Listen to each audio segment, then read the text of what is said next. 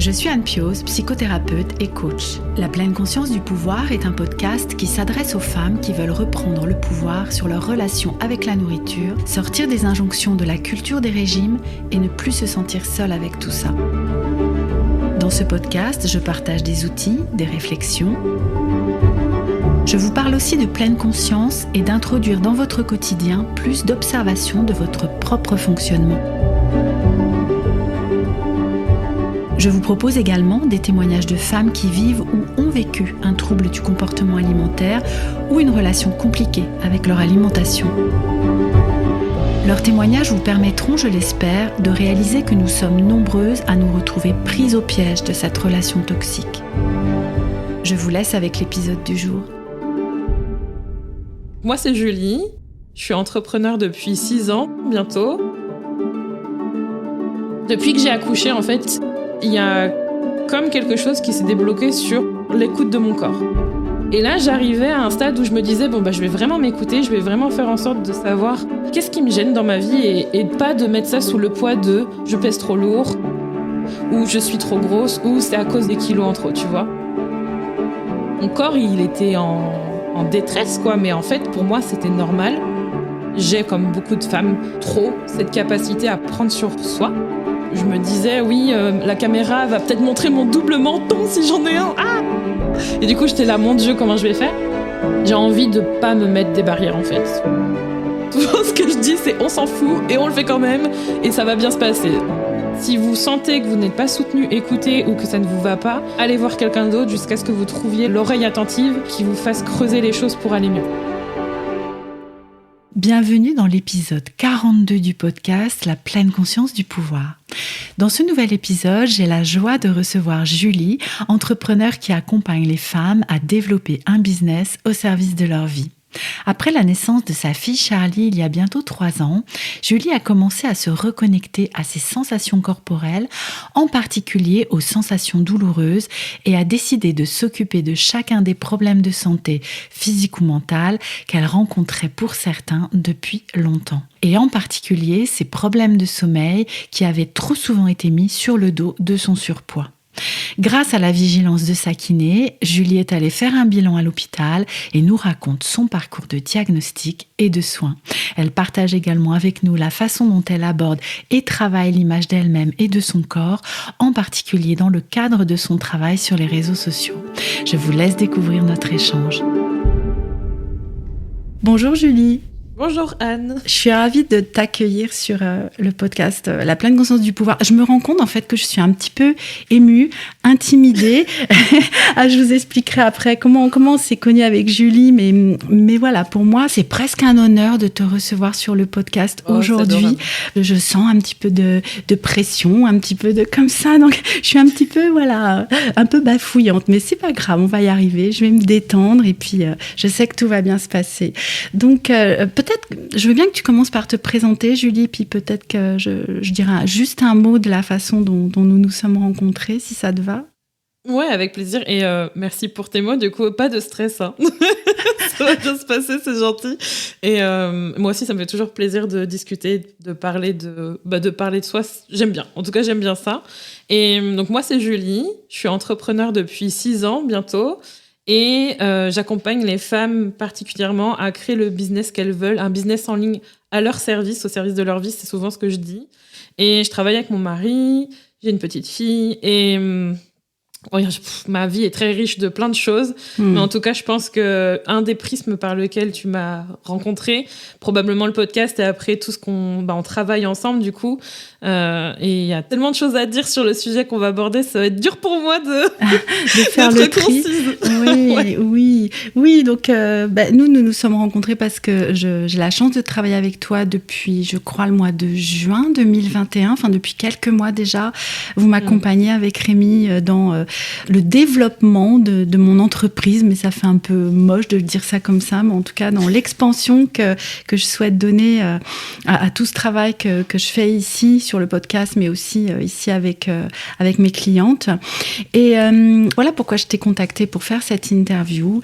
Au mois de juin et au mois de juillet, il y a eu des partages que tu as fait sur ton compte Instagram en story et en reel, où tu as parlé pour l'un de grossophobie médicale dont tu avais été victime et pour l'autre d'un message vraiment inspirant autour de l'image du corps. Et je me suis dit, voilà 2 sujets très très importants sur le podcast La pleine conscience du pouvoir, sur lesquels j'avais vraiment envie que nous partagions, et sous la forme d'un témoignage, quoi de mieux en fait pour partager autour de ces sujets-là. Donc peut-être si ça te va, j'aimerais bien qu'on commence sur ce parcours que tu as eu là au printemps, qui t'a amené à rencontrer cette grossophobie, cette stigmatisation autour de ton poids. En fait, je pense que c'est une énième, étape. Mais je vois pas ça comme une étape ou comme quelque chose qui va jamais se terminer, parce que je pense que notre corps change et qu'il y a toujours des évolutions. C'est pas la première fois, en fait. Pour moi, c'était pas la première fois. L'année dernière, en fait, début 2021, j'avais été opérée il y a quelques mois, en fait, d'une hernie discale. J'ai accouché il y a 2 ans et demi. Depuis que j'ai accouché, en fait, il y a eu beaucoup de choses qui sont passées par rapport à mon corps. J'ai réalisé beaucoup de choses par rapport aussi à ma santé mentale. Il y a eu beaucoup de prise de conscience. Et en fait, il y a comme quelque chose qui s'est débloqué sur l'écoute de mon corps. Chose que je ne faisais pas forcément auparavant. Et souvent, une des anecdotes à laquelle je pense à chaque fois quand je pense à cette non-écoute de mon corps, c'est quand j'avais mal, notamment dans la zone au niveau du ventre, entre la poitrine et mes hanches, tu vois. Il y avait ce truc je disais j'ai mal au ventre, mais j'ai mal par là. Je disais ça à Rémi. Donc Rémi, c'est mon mari. Et je lui disais, j'ai mal par là. Il me disait, mais t'as mal où exactement? Je fais, je sais pas, par là, tu vois. Et j'étais pas capable de pouvoir identifier ma douleur, en fait. J'étais pas à l'écoute d'où c'était.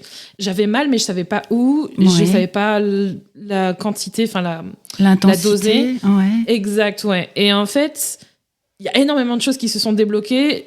Après mon accouchement, opération, j'ai écouté ma douleur, j'avais mal, ok, on va aller chercher les bons professionnels, ça a mis 2 ans pour trouver que c'était ça. Opération d'une hernie discale, rééducation, ok. Mais maintenant, je commençais en fait à noter toutes les douleurs et à me dire, ok, celle-là c'est bon, celle-là c'est bon, celle-là c'est traité, celle-là on sait. Et là, j'arrivais à un stade où je me disais, je vais vraiment m'écouter, je vais vraiment faire en sorte de savoir qu'est-ce qui me gêne dans ma vie et pas de mettre ça sous le poids de, c'est le cas de le dire, je pèse trop lourd, ou je suis trop grosse, ou c'est à cause des kilos en trop, tu vois, des kilos en trop, entre guillemets. Et donc, la respiration, le fait de ronfler la nuit, le fait de beaucoup, avoir du mal à reprendre ma respiration. Enfin, il y avait l'irritabilité, il y avait beaucoup de symptômes, en fait, qui commençaient à se combiner. Et j'en parle à ma kiné, et je lui dis, j'ai tout ça. Elle me dit, tu devrais t'enregistrer avec ton téléphone pour savoir qu'est-ce qu'il en est, en fait, au niveau des ronflements. Et en fait, je me suis aperçue que je ronflais 7 heures par nuit, tu vois. Ah oui. Et c'était énorme. Et là, pendant plusieurs nuits, je me suis dit, j'ai tout ça. C'est les mêmes résultats nuit après nuit. C'est pas normal, en fait, j'ai un sommeil très bizarre. Donc, qu'est-ce qu'on fait? Ma kiné, une kiné. Enfin, je veux dire, c'est bizarre quand même que ma kiné me dise d'aller consulter. Enfin, c'est génial. Et en même temps, c'est là où tu vois les problèmes en termes de parcours, de suivi, de soins et de soutien. Elle m'a dit, non, mais là, c'est pas une question de kilos ou quoi. Là, il y a un truc qui va pas. Tu vas aller à l'hôpital et on va faire un diagnostic d'apnée du sommeil. Ce que tu veux dire, c'est que tu en avais déjà parlé à d'autres professionnels de santé, en fait, de ces ronflements, des difficultés à respirer, etc. Et personne n'avait mis le doigt dessus, en fait. C'est ça? Ouais, c'est ça, exactement. T'as un petit morceau de Charlie en même temps dans ton podcast. Oui, c'est chouette.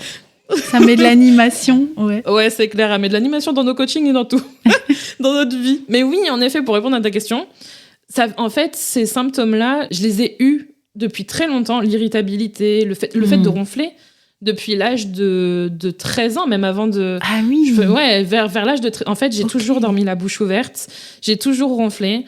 On a toujours dit, oh, mais c'est vrai que tu fais beaucoup de bruit, un peu comme ton père, un peu comme ta tante. Et en fait, il y a toujours ce truc de... Ah oui, mais bon, ces personnes, elles sont aussi en surpoids, donc ça doit être à cause du poids. Donc, il y a toujours ce truc de... On dégage le problème en mode, ça doit être ça. Tu vois ? C'est ça, ouais. Parce que c'est toujours par le même prisme, en fait, que c'est vu, qui est le poids. du coup. Exact. Et comme s'il pouvait rien y avoir d'autre derrière. Et du coup, c'est ta kiné qui, enfin, quelqu'un qui se rend compte qu'il y a peut-être autre chose derrière, quoi. Peut-être parce qu'elle était plus particulièrement sensibilisée aux problèmes de sommeil ou de respiration, cela dit, les kinés sont formés à tout ce qui est respiration. En fait, elle était... je l'adore, cette personne, elle a sauvé ma vie littéralement. Et je pense que c'est inhérent aux femmes.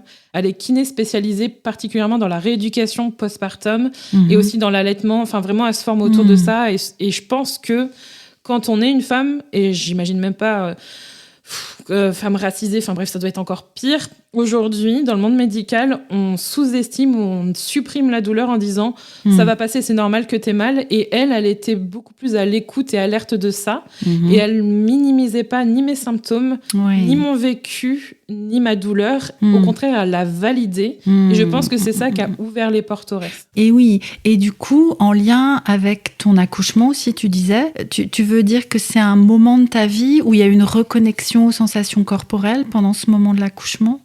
Alors, je dirais plus après l'accouchement, parce que je pense que l'accouchement que j'ai eu, c'est pas forcément ce que j'aurais imaginé, ni forcément comment j'aurais voulu que ça se passe. Justement, ça a été plus après, quand j'ai commencé vraiment au postpartum, avec l'allaitement. J'ai fait aussi presque une dépression. J'étais au bord de la dépression du postpartum. Donc, il y a vraiment eu toute cette... la matrescence, on en parle beaucoup. Il y a vraiment tout ce côté hormonal, tout ce changement qu'il y a eu. Et je pense que ça a été une porte ouverte à « Ok, il se passe ça, qu'est-ce que j'en fais ?» Et ça a vraiment changé les choses pour moi et je suis bien contente d'avoir changé ça. Oui. Et du coup, c'est ça. Ça a été le début de ce cheminement jusqu'à aujourd'hui, puis peut-être qu'il va continuer ensuite. Mais en tout cas, il y a eu ce postpartum un petit peu compliqué, mais où tu as du coup rencontré des personnes comme cette kiné qui a pu être à ton écoute, qui a pu ne pas minimiser la douleur. J'entends comme je peux. Vraiment, merci à elle, effectivement.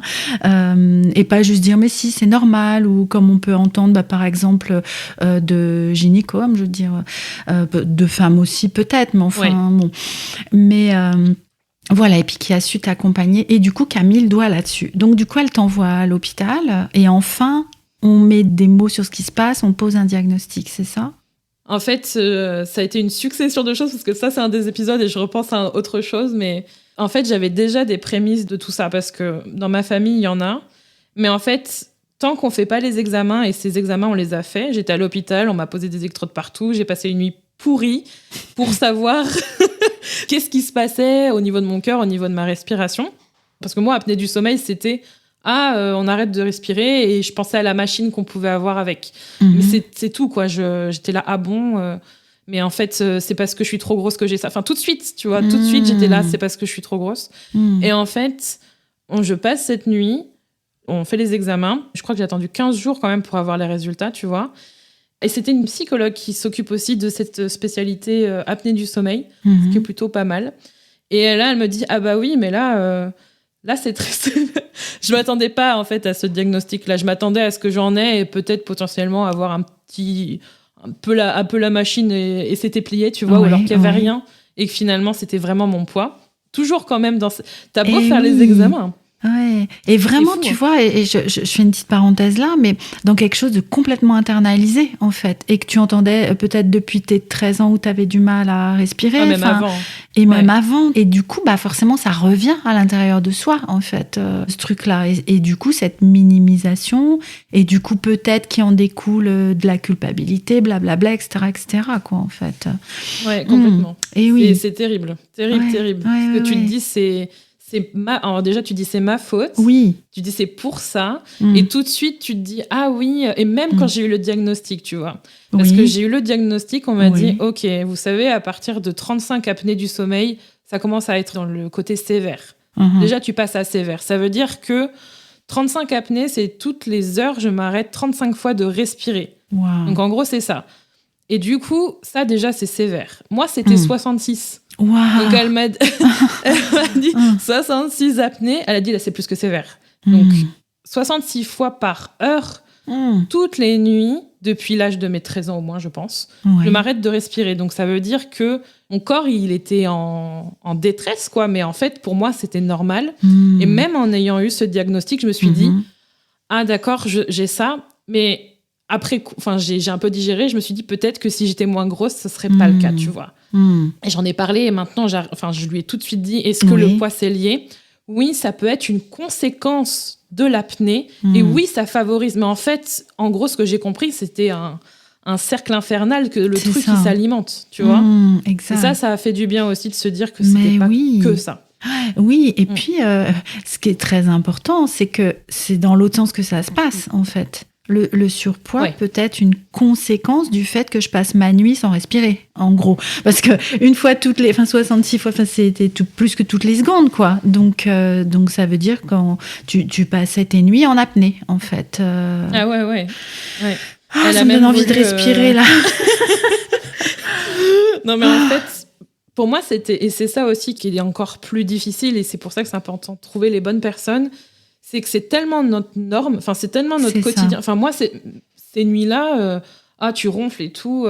Ah oui, mais bon. Et là, en fait, c'était le trop. J'étais trop fatiguée. Je commençais à avoir trop de symptômes graves. Faut savoir que les apnées du sommeil, s'il y en a, ils ont des accidents. Souvent, c'est les hommes qui sont diagnostiqués, les femmes beaucoup moins, justement pour toutes les raisons qu'on évoque. Mais c'est aussi pour ça qu'il y a des accidents de la route, tu vois, parce que les gens, ils s'endorment au volant et on parle de l'alcool, etc. Mais il y a aussi toute cette histoire de vigilance. Je ne pouvais plus être concentrée. Mais non. C'est pas possible. Mais non. Donc, c'est hyper important de penser aussi que ça peut nourrir tout le reste. C'est ça. Sûr. Mais c'est ça. Oui, et puis j'imagine que les organes et le cœur, sans doute, principalement, peinent en fait avec le cœur et les hormones ne sont pas synthétisées correctement. Ça m'a beaucoup intéressée de comprendre. Ok, donc en fait, quand on dort... Alors attends, tu deviens parent et en plus, tu as des apnées, tu ouvres la double... Oui. Ah bah oui, parce que le sommeil, il est déjà bien perturbé avec un enfant petit. C'est ça qui a accentué mon diagnostic, parce qu'en fait, j'ai, comme beaucoup de femmes, cette capacité à prendre sur soi. Et du coup, le sommeil, au bout d'un moment, là, il était vraiment... Parce que ça a mis plus d'1 an et demi, quand même, 2 ans, à ce que je m'épuise. Et du coup... on ne synthétise pas les bonnes hormones. Du coup, on produit plus de gras pour compenser. Enfin, il y a vraiment tout un truc de synthétiser toutes les bonnes hormones à l'intérieur de notre corps qu'on ne voit pas. Et tout ce qu'on voit, c'est je prends du poids, donc il faut que je fasse du sport. Et la dernière fois que j'avais fait du sport, juste avant d'être diagnostiquée, c'était en avril. Parce que dans ma tête, j'avais envie, vu que ma santé mentale allait mieux. Mais mon corps ne suivait pas. Et je fais une séance de sport que j'adore en 30 minutes. Et là, je fais une crise de spasmophilie. Genre, j'avais pas fait ça depuis des années, quand tu fais vraiment trop d'efforts. Et là, je sentais mon cœur. Heureusement que je me suis fait diagnostiquer, s'il te plaît, parce que sinon, j'aurais été vraiment très mal. Mais oui. Et du coup, alors, qu'est-ce qui s'est passé après ? Il y a eu un traitement, la machine, enfin, comment ça se passe aujourd'hui, ton sommeil, alors ? Et est-ce que ça a pris du temps à s'améliorer ? Ouais. La nuit, je suis obligée de porter un appareil pour qu'il y ait de l'air qui soit en continu, en gros, propulsé, que j'inspire ou que j'expire, pour en fait mécaniquement tout le temps faire ouvrir je sais pas si c'est le diaphragme, ou en gros que ça s'ouvre à l'intérieur de ma gorge. Désolée pour les termes techniques et médicaux. C'est pas grave. Mais en gros, c'est ça, c'est toutes les nuits. Je porte ça. Il y a d'autres traitements possibles, évidemment. Souvent, c'est celui-là. La réponse à est-ce que ça va être tout le temps, parce qu'on me demande souvent est-ce que ça va être toute ta vie ou est-ce que ça se finit, je n'ai pas la réponse, même la médecin ne l'a pas. En fait, ça va dépendre de l'amélioration de ma respiration. On peut refaire des tests en fait tous les ans ou tous les 6 mois. Donc ça, j'ai toutes les nuits. Et honnêtement, au départ, je me suis dit comment je vais faire pour dormir avec ça, surtout que je suis en cododo encore avec Charlie. Ça va faire du bruit, ça va me gêner et tout. Mais en fait, j'ai dormi avec super facilement. Il y a beaucoup de modèles maintenant. J'en ai essayé 3 avant de trouver celui qui me convenait. Tous les ans, il y en a qui s'améliorent et qui sont nouveaux. C'est vraiment des petits appareils. Je pense qu'il y a 10 ans, c'était pas du tout la même chose. Ça prend pas trop de place, faut s'habituer. C'est pas toujours cool de devoir, quand tu te retournes la nuit, des fois, t'as envie de bouger le tuyau parce que t'as le tuyau avec. Mais ça va et ça n'a pas été miraculeux. C'est quelqu'un qui vient chez toi et en fait, on te prête la machine. En gros, tu l'achètes pas, c'est vraiment des prestataires qui viennent te la louer pour voir comment ça se passe, pour parler avec toi, pour tester les modèles, etc. Il y en a qui sont hyper réfractaires et il y en a d'autres où ça se passe très bien. Mais il y a aussi de tout aussi pour les résultats. Ça peut être soit direct, tu vois la différence en fait, soit ça prend du temps. Pour moi, ça a pris du temps parce que là, ça fait plus de 6 mois maintenant que je l'ai, au moment où on enregistre cet épisode. Et depuis 1 mois à peu près, je sens que j'ai vraiment l'énergie pour refaire du sport. J'ai envie et mon corps suit. Et là, maintenant, je vois que je peux en faire du sport sans être en mode... j'allais dire crise cardiaque, mais c'est un peu ça, quoi. Oui, c'est ça. Et du coup, ça veut dire qu'aussi, sur ta respiration la journée, il y a quelque chose qui s'améliore? Mécaniquement, on s'en aperçoit pas, mais respirer par la bouche, ma langue, elle était pas bien placée. Maintenant, depuis que je l'ai, j'apprends à placer ma langue au palais. Chose qu'avant, je ne faisais pas. C'est encore en cours, évidemment, c'est un apprentissage. C'est comme quand on est avec son corps depuis tant d'années. Je sais que je peux pas m'attendre à un changement radical en quelques semaines ou quelques mois. Mais il n'empêche que je respire mieux, je sens que je prends vraiment des vraies bouffées d'air. En gros, c'est un peu comme si j'avais réglé ça. Je sais ce que j'ai, c'est diagnostiqué, j'ai mon traitement. Maintenant, le truc qui fait que je ne peux pas être dans la mobilité que je veux, je sais que c'est mon corps qui a besoin d'être en forme. Et c'est pas genre j'ai besoin de perdre 30 kilos. Si c'est le cas en faisant ce que je fais, ok. Mais j'ai besoin d'avoir cette force et cette forme. Et tu vois, c'est me mouvoir avec mon corps où là, je sens que je m'essouffle pour cette raison-là. Donc du coup, je suis passée à ça. Mais sinon, je dors mieux.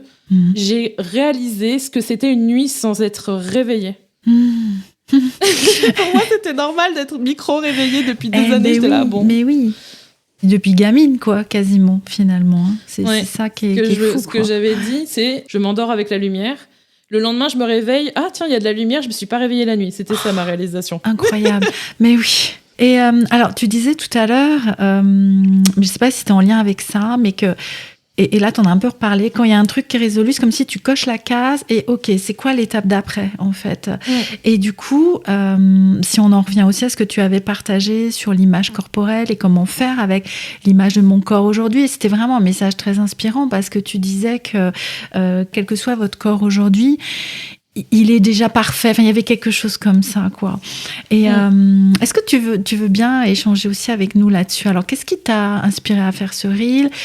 Est-ce que c'est dans l'étape d'après? Enfin voilà, c'est où tu en es là aujourd'hui? Je pense que j'en suis toujours à peu près la même relation au corps, dans le sens où mon message dedans, c'était surtout de dire que je fais pas certaines choses parce que mon corps, je ne l'aime pas comme il est et qu'il faudrait qu'il soit différemment pour que je puisse me montrer. C'était vraiment dans l'idée de montrer, de parler, d'être. Et tu vois, même là, je me disais, oui, la caméra va peut-être montrer mon double menton si j'en ai un. Et du coup, j'étais là, mon Dieu, comment je vais faire? Et en fait, je pense j'étais vraiment dans la réalisation que je ne faisais pas certaines choses parce que mon corps n'était pas d'une certaine manière. Et ça me peinait. Et en même temps, c'est toujours cette dualité de j'ai envie d'être différente pour me sentir mieux, mais en même temps, je m'aime comme je suis. Il y a vraiment ce côté où je suis fière de qui je suis. Ça me fait chier de penser ça, mais en même temps, je le ressens que ça me va pas. Donc, il y a vraiment cette dualité de vouloir être différente, mais de pas vouloir l'être en même temps. Tu vois, et c'est bizarre. Hein. Comme des injonctions paradoxales un peu. Hein. Il y a les deux qui sont là en même temps. Je m'aime comme je suis, mais en même temps, j'aimerais être autrement. Et aujourd'hui, ça a un peu changé. La dernière chose qui s'est passée par rapport à ce discours-là, c'est toujours dans l'image de se montrer, toujours être dans le regard de l'autre. Parce que là, c'était par rapport à un Reels, mais là, dernièrement, c'était par rapport à un shooting photo. Et c'est pareil, on te regarde à travers, donc là, l'objectif, c'est à travers toujours le regard de quelqu'un d'autre. Et du coup, il y a vraiment cette réflexion du paraître et d'être différente pour quelqu'un d'autre. Et en fait, j'ai vraiment plus eu cette réalisation-là.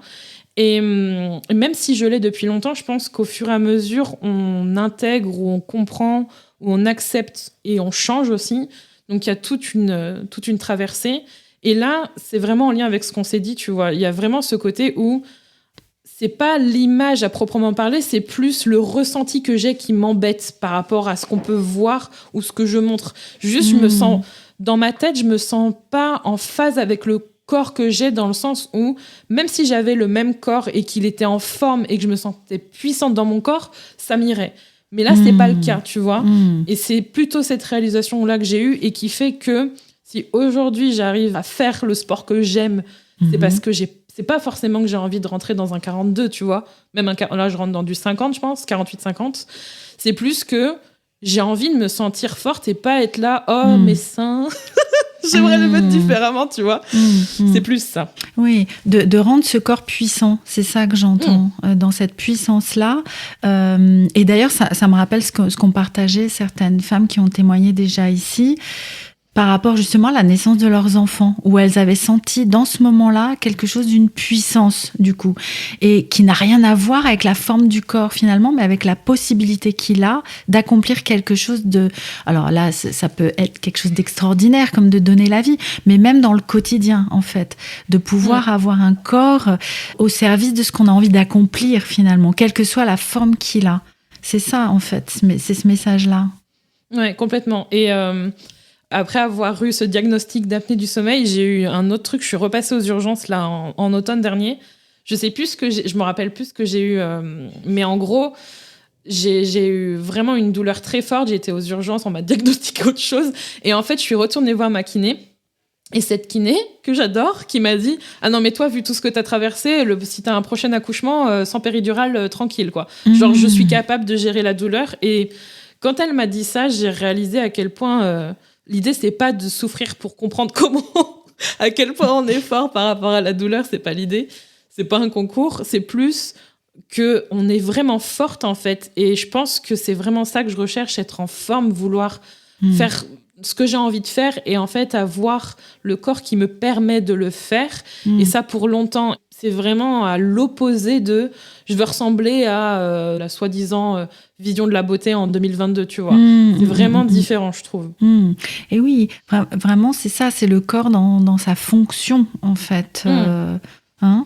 Je suis aussi avec ce que tu nous as partagé autour de l'image, du coup, parce que dans ton travail, effectivement, tu utilises entre guillemets ton image, en tout cas, tu te montres, il y a quelque chose, et tu parlais du regard de l'autre, et que ce soit en vidéo ou en shooting photo, etc.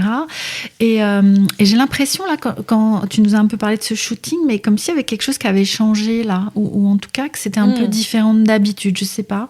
En fait, je pense que quand je l'ai booké, on devait le faire plus tôt dans l'année, plutôt en 2021. Et en fait, il s'est reculé pour des raisons de météo. En fait, on pouvait pas le faire avant. Au départ, je me suis dit, est-ce qu'on le fait et tout ? Est-ce que j'ai envie d'avoir des photos de moi comme ça ? Est-ce que ça m'intéresse de me voir ? Et il y avait vraiment ce côté où, là, j'allais pas forcément maîtriser. En fait, c'est pas moi qui allais prendre les photos, c'était quelqu'un d'autre. Et en même temps, j'avais envie d'avoir ces souvenirs. Et en fait, c'est tout la dualité entre oui, j'ai envie d'avoir des photos, c'est important pour moi, et surtout parce que j'adore les souvenirs. En fait, je trouve que c'est hyper important. Et en même temps, à chaque fois que ce soit à travers les réseaux sociaux, des vidéos, des photos, j'ai l'impression vraiment qu'il y a ce moment où on pose une image dans le temps, c'est vraiment un morceau, et qui dit ça dit qu'en fait souvent c'est au regard de ce qui s'est passé avant, et en fait j'avais vraiment ce relationnel de ah oui, à cette époque-là je me trouvais aussi grosse, et ben en fait c'était pas le cas, et en fait il y a toujours ce truc de avant c'était mieux, et en fait j'ai réalisé que c'était vraiment dommage de tout le temps être dans ce regret du passé, parce qu'en fait je me sentais comme aujourd'hui, je me sentais pareil il y a 10 ans ou il y a 5 ans. Et je me suis dit, j'ai vraiment eu cette réalisation que c'est pas grave de pas se sentir bien maintenant, tout de suite parfait comme on veut. Et c'est pas grave non plus de se dire, j'aurais pu vivre différemment parce que mon corps était très bien, sous quel regard, tu vois. Il y a vraiment plein de trucs mélangés. Et je pense que ce que j'ai réalisé surtout, c'est de me dire que j'avais le droit d'avoir ces photos-là et de les montrer. Et surtout de pas me mettre la barrière que j'ai pu me mettre il y a 6 mois quand j'ai fait ce Reels en me disant oui, j'ai pas fait ça parce qu'en fait je me trouvais trop moche pour telle raison. J'ai envie de pas me mettre des barrières, en fait. Je pense que c'est surtout ça. Oui, et de pouvoir profiter du moment tel qu'il est, sans être déjà soit dans qu'est-ce que j'en penserai plus tard, soit qu'est-ce que j'en pensais avant, enfin parce que en fait ça va jamais, il y a un truc, c'est ça que tu nous dis aussi, tu dis si je regarde les photos d'il y a 5 ans ou 10 ans, je me souviens que je me sentais déjà pas bien dans mon corps, alors que quand je regarde la photo, et c'est souvent ce que partagent les femmes ici, tu sais, avant le premier régime, là où on se trouvait trop grosse, et que quand on regarde la photo 10 ans plus tard, non, en fait, j'étais parfaite, quoi. Et c'est vraiment ce message de le parfait, il est maintenant. J'entendais ça aussi dans ce que tu as partagé de ce reel-là. Ouais, et puis aussi, ça peut être, oui, avant c'était mieux ou c'était pire, maintenant je suis vachement mieux. Et là, par exemple, avec mon shooting, la réflexion qui m'a traversé l'esprit, c'est c'est dommage, je commence à faire du sport, j'aurais pu avoir moins de poids et être différente physiquement, j'aurais été plus belle sur les photos pour après. Mais en fait, c'est le truc constant de j'achète une fringue et je la mettrai plus tard, ou c'est des fringues d'avant et je les mettrai peut-être quand Enfin, on n'est jamais vraiment dans maintenant, et je trouve que c'est là où. Tu vois, c'est comme là, la robe que je porte, vu qu'on est... tu me vois pendant qu'on enregistre.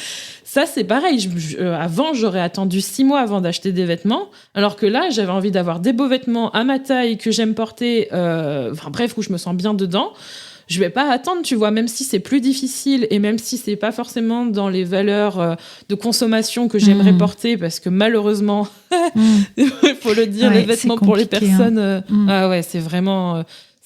on te fait culpabiliser d'acheter de la fast fashion, mais en même temps, on t'offre pas l'opportunité d'avoir ce que tu as envie. Donc, c'est terrible. Mais je les ai achetés quand même, tu vois. J'ai pas attendu de faire du sport et de rentrer dans des robes que j'aimais bien avant ou des robes que j'aimerais bien porter. C'est maintenant. C'est maintenant. C'est ça. Et c'est ça. Pourquoi est-ce que je me sentirais pas bien, belle, confortable, avec un corps puissant maintenant? Ce qui n'empêche pas, parce que parfois, quand on passe ce message-là, les personnes disent oui, mais il faut pas se contenter ou je sais pas quoi. Enfin, mais non, en fait, ça n'a rien à voir. Ça n'empêche pas d'avoir des projets, d'avoir des objectifs, d'imaginer quelque chose d'autre. Mais voilà, c'est maintenant que ça se passe, en fait. C'est ça aussi. Ouais, totalement. Et oui, ouais. Du coup, alors, je vois que l'heure tourne, enfin, le temps défile, comme toujours, assez vite, et même s'il nous en reste encore un petit peu, mais je suis partagée, en fait, là, parce que je crois que j'aurai encore plein de questions à te poser, et peut-être on se retrouvera une autre fois, je sais pas, on verra pour en reparler, parce que je suis aussi avec l'histoire de la petite Julie, parce que je repense à ce que tu disais au départ, dès les 13 ans, bah oui, c'est comme ton père, bah oui, c'est... Voilà, donc je suis avec ça, mais je vais pouvoir survivre de le mettre de côté, dans un petit coin de ma tête. Mais j'étais, puisqu'on est près de la fin, avec... s'il devait y avoir un message inspirant, s'il devait y avoir vraiment quelque chose, le plus important que tu voudrais transmettre ici, ce serait quoi? C'est dur, hein. C'est Même dur. si tu m'as posé la question... peut-être peut y avoir plusieurs choses, hein. Ouais, je pense qu'en fait, ce qui est dur, c'est justement... Parce que moi-même, quand j'entends les messages et qu'on me passait des messages, et encore aujourd'hui, tu vois, on me dit oui, vous êtes belle comme vous êtes, ou faites ce que vous voulez. Même ce qu'on a dit, tu vois, je pense que ça peut toujours résonner en quelqu'un ou par rapport à la personne qui va écouter. Mais je pense que le message principal, c'est plus de s'écouter soi, de valider ce qu'on ressent, que ce soit quelque chose qui soit dur, quelque chose qui soit beau, ou les deux à la fois, parce que c'est vraiment ça qui m'a aidée ces dernières années, c'est d'écouter ce que je ressentais et d'aller trouver quelqu'un qui soit dans cette capacité d'aller être en résonance avec ce qu'on ressent, si c'est de la douleur, d'aller faire en sorte d'aller creuser ça si on a envie. Parce que c'est vraiment ce qui s'est passé, que ce soit pour la santé mentale. Pour moi, j'ai été voir une thérapeute, j'ai été accompagnée aussi avec d'autres personnes. La santé physique, pareil. Ensuite, sur le reste, ça continue avec moi et d'autres personnes qui m'accompagnent, mais c'est toujours moi, en fait, où j'ai vraiment été dans cette écoute. Et je pense que c'est d'abord ça, d'abord valider le fait que ce que vous ressentez, c'est OK.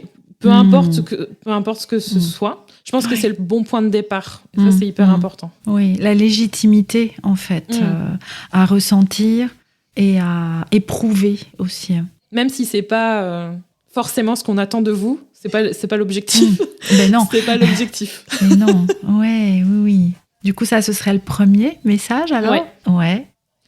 Et après, souvent, ce que je dis, c'est on s'en fout et on le fait quand même. Ah oui. Et ça va bien se passer. En général, c'est OK, j'ai ça. Maintenant, qu'est-ce que vous voulez pour vous? Le maintenant est très important. Qu'est-ce que vous voulez pour vous maintenant? Qu'est-ce qui est important pour vous maintenant? Et le faire maintenant si c'est vraiment juste et que vous avez envie de vous lancer sur quoi que ce soit. Et maintenant. Parce qu'en fait, souvent, on est toujours au regard de ce qui est passé ou de ce qui arrivera. Et en fait, soit on rêve sa vie, soit on la regrette. Et je trouve que c'est vraiment dommage. Et donc ça, c'est hyper important. Et oui, sur tellement de domaines de notre vie, en fait. Oui, et puis je reste aussi avec...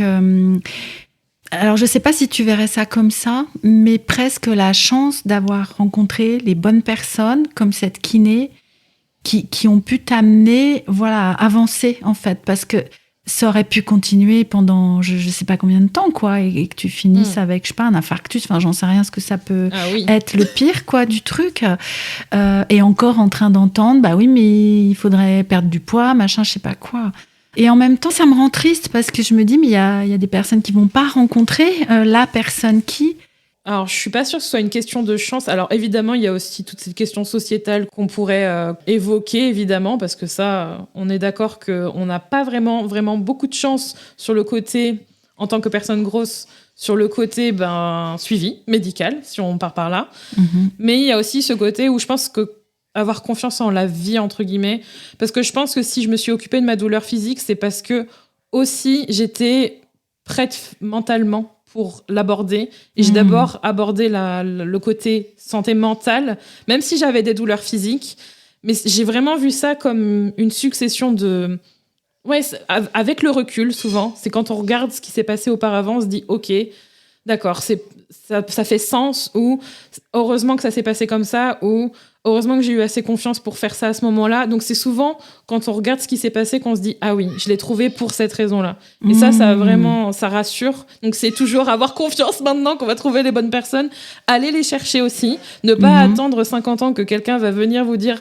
Même si vous avez le moindre doute que ce soit quelqu'un d'une profession médicale ou quoi, si vous sentez que vous n'êtes pas soutenu, écouté ou que ça ne vous va pas, allez voir quelqu'un d'autre. Mais vraiment, allez voir quelqu'un d'autre jusqu'à ce que vous trouviez l'oreille attentive qui vous fasse creuser les choses pour aller mieux. Ça, c'est hyper important. Et oui, ce qui demande une certaine ténacité, du coup, effectivement. C'est ça. Donc, il faut être bien dedans et dehors, mais je pense que le dedans est aussi sous-estimé et c'est pour ça que je pense que ça m'a aidé pour la suite. Oui. Je te remercie beaucoup, Julie, pour ce temps que tu as pris avec moi et avec nous pour nous partager ton expérience. Est-ce que tu serais OK que les personnes qui nous écoutent te contactent éventuellement pour échanger sur ce sujet ou pour se faire accompagner aussi dans leur entrepreneuriat si elles le souhaitent? Mais voilà, où est-ce qu'on peut te retrouver? Ouais, avec plaisir et merci de m'avoir accueilli pour parler de ce sujet. Ça change du côté business pour le coup, ce qui est plutôt cool. Vous pouvez nous retrouver, je dis nous parce que très important avec mon mari toujours, les acolytes. Moi, surtout sur Instagram, je suis assez présente. C'est Kinoko Julie pour me retrouver ou sur kinoko.fr aussi, on a notre site.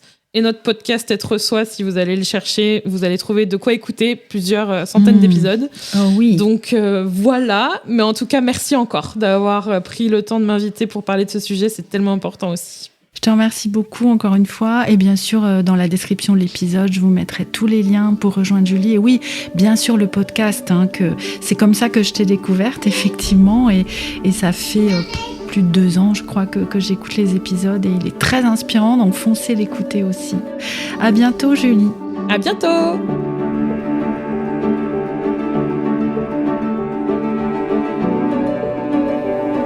Nous voici à la fin de cet épisode 42.